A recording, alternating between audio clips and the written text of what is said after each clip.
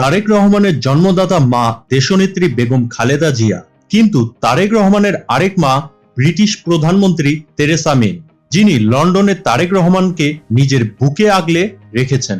British প্রধানমন্ত্রী Teresa মে তারেক রহমানকে যথেষ্ট ভালোবাসেন।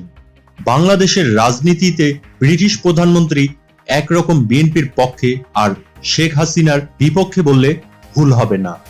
দীর্ঘ 10 বছর যাবৎ সপরিবারে লন্ডনে অবস্থান করছেন তারেক রহমান। এই দীর্ঘ সময়ে তারেক রহমানকে সব সময় যে কোনো ধরনের সাপোর্ট দিয়ে এসেছেন তেরেসা মে। ঠিক যেমন মা সন্তানের সাথে ছায়ার মতো থাকেন, ঠিক এমনই তারেক রহমানের সাথে সার্বক্ষণিক ছায়ার মতো রয়েছেন তেরেসা মে। যে কোনো মূল্যে তারেক রহমানকে রক্ষা করতে তেরেসা মে যেন সদা প্রস্তুত।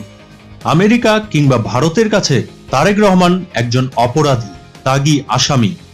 এই দুটো দেশ তারেক রহমানকে কখনোই কোনোভাবে সমর্থন করেননি। ভিন্ন ভিন্ন সূত্র থেকে জানা যায় তারেক রহমান আমেরিকার গোয়েন্দা সংস্থা FBI এর তালিকায় একজন বিপজ্জনক ব্যক্তি।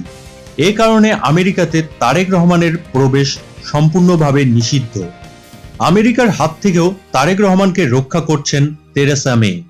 জননী সমতুল্য ব্রিটিশ এই প্রধানমন্ত্রী না থাকলে হয়তো এর অনেক আগেই তারেক রহমানকে গ্রেপ্তার করে গায়েব করে ফেলত আমেরিকার গোয়েন্দা সংস্থা FBI, অথবা বাংলাদেশের ক্ষমতাসীন আওয়ামী লীগ সরকারের হাতে তুলে দিত।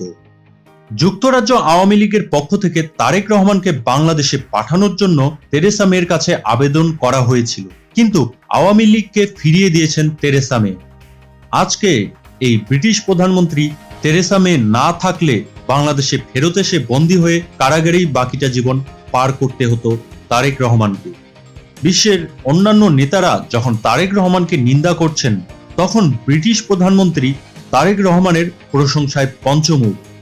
প্রধানমন্ত্রী তেরেসা মে বলেছেন, তারেক রহমান রাজনৈতিক প্রতিহিংসার শিকার, তাকে ফেরত পাঠানোর কোনো প্রশ্নই আসে না। তেরেসা মে আরো বলেন, তারেক রহমানের বিষয়ে যুক্তরাজ্য ভালোভাবেই অবগত রয়েছে। তার সম্পর্কে সবকিছু জেনে শুনেই তাকে যুক্তরাজ্যে অবস্থান করতে দেয়া হয়েছে। তারেক রহমান তার দেশে যে রাজনৈতিক প্রতিহিংসার শিকার তা আমরা সকলেই খুব ভালোভাবে জানি। সুতরাং তারেক রহমানকে ফেরত পাঠানোর প্রক্রিয়া শুরুর কোনো সম্ভাবনা নেই এবং আদৌ তৈরি হবে না। তারেক রহমান যখন বাংলাদেশে ফেরা নিরাপদ মনে করবেন, ঠিক তখনই তিনি ফিরতে পারবেন। এটা তার মর্জির উপরেই নির্ভর করছে। উল্লেখ্য, প্রায়ই অবৈধ সরকারের রথী মহারথীরা তর্জন গর্জন করে বলে থাকেন, তারেক রহমানকে দেশে ফিরিয়ে এনে সমুচিত শিক্ষা দেয়া হবে। সম্প্রতি যুক্তরাজ্য আওয়ামী লীগ তারেক রহমানকে দেশে ফেরত পাঠানোর অনুরোধ জানিয়ে ব্রিটিশ প্রধানমন্ত্রীর কাছে লিখিত আবেদন জানিয়েছে। সেই প্রেক্ষিতে প্রধানমন্ত্রী তেরেসা মে এসব কথা বলেছেন। যুক্তরাজ্য ভিত্তিক বিশ্বখ্যাত প্রভাবশালী সংবাদ মাধ্যম ডেইলি মেইল তাদের এক প্রতিবেদনে এসব তথ্য জানিয়েছে।